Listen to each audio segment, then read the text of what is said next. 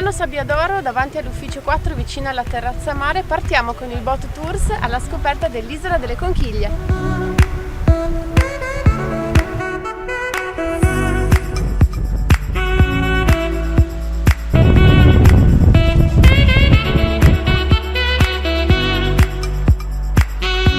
Dopo un quarto d'ora di navigazione siamo arrivati all'Isola delle Conchiglie che, come ci è stato spiegato, si possono raccogliere e viene fornito anche un sacchetto per portarle via.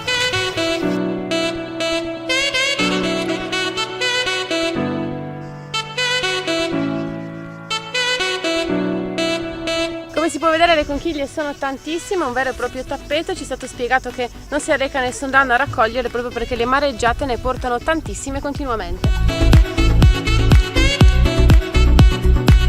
La gita dura complessivamente poco più di un'ora. L'imbarcazione parte ogni giorno dalle 9:30 alle 17:30 ed è un'escursione particolarmente apprezzata dai bambini.